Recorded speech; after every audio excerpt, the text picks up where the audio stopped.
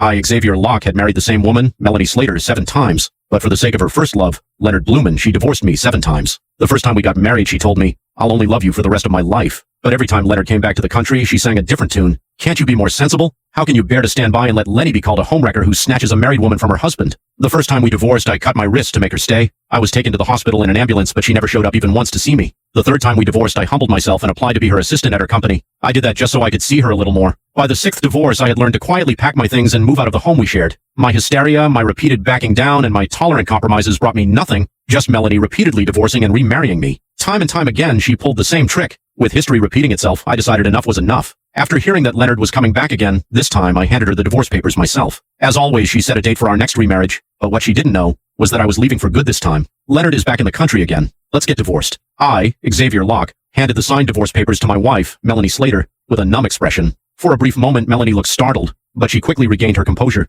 With practiced ease, she signed her name on the agreement. Just like the previous 6 times, she casually made the same promise. "Lenny will leave in a month. I'll remarry you by then." Even in the past, those words had never given me any sense of security. I'd force her to swear on it or sign a written promise, but this time I felt nothing at all. I couldn't even muster up the desire to respond to her. "Xavier, are you even listening to me?" Melanie frowned, clearly dissatisfied with my silence. I nodded slightly and replied, "Yeah." My hands didn't stop moving as I folded my clothes one by one and packed them neatly into the suitcase. Whenever Melanie said we would remarry, she always kept her word. In the business circle, it was widely known that she was a woman of her word. There was no doubt about that. It was just that our relationship didn't feel like a marriage in the traditional sense. We were more like business partners, signing and renewing agreements at a scheduled time, for marriage or for divorce. Each year I would sign those 2 agreements. Up until now, I had signed them 13 times. I remembered what she said to me at our first wedding. She promised that she would never betray me during our marriage. Indeed, she never did. After all, once the divorce was finalized, she was free to be with whoever she wanted to be with. The only price was that I became known to everyone as a convenient boy toy whom she could summon and dismiss as she pleased. But my calmness that day seemed to throw Melanie off balance. After all, she vividly remembered how hysterical I had gotten,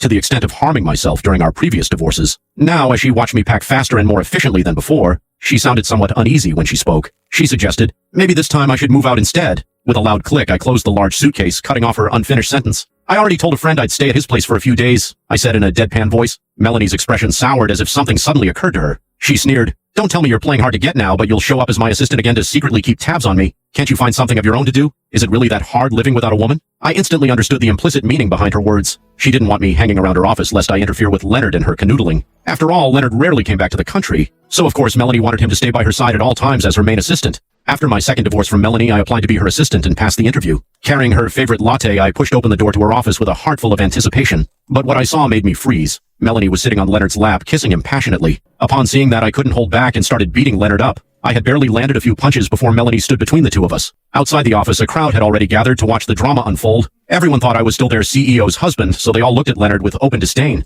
To protect Leonard's reputation and spare him from gossip, Melanie ignored me even when I shook my head at her vehemently with red-rimmed eyes. She snatched my messenger bag from me and dumped its contents onto the floor. Out came the divorce papers, and it exposed to everyone the true state of our relationship. From that day on, every time we divorced, Melanie made sure to announce it publicly on her social media. Everyone now knew that Melanie loved Leonard, and that I was the shameless one who refused to leave her side. But this time, her worries were unnecessary. I grabbed my suitcase without hesitation and said, "Don't worry, I won't bother you two again." Melanie looked at me suspiciously for a while, but when I pulled up the handle of the suitcase and stepped toward the door, I heard her somewhat anxious voice from behind me. "Don't forget that we're remarrying on the 13th of next month," she reminded. I froze for a moment. What a coincidence. That was the exact date I planned to leave the country. After Leonard returned, Melanie didn't think of me once. I too was no longer the pathetic man I used to be. I did not stalk her, nor did I gather every bit of information just so that I could go and wait for her at the location where she might appear next. Instead, I spent my days with my best friend Kieran Talbot. We ate and drank as we pleased. At night, we would treat ourselves to midnight snacks and beer. Needless to say, I had a great time. Time flew, and there were only 20 days left before my flight. One evening, Kieran and I were at a restaurant waiting for our food. By pure chance, Melanie and Leonard happened to come to the exact same restaurant. Leonard had his arm around Melanie's waist as they walked in, chatting and laughing.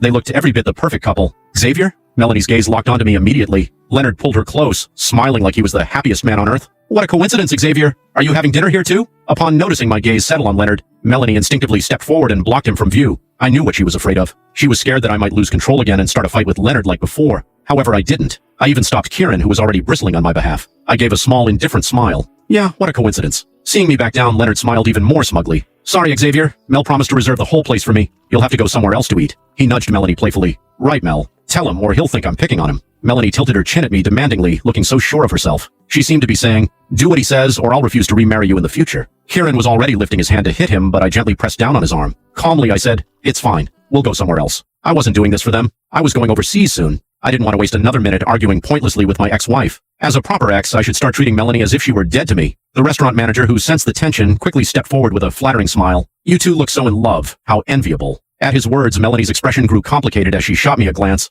She seemed to be wary that I might say something unwanted. At the same time, she seemed to be gauging what I would say next. I just ignored that comment and stood up like I hadn't heard it at all. Pulling Kieran with me, I made my way out. Melanie clearly hadn't expected my lack of reaction. She stared blankly after me, watching my back as I walked away.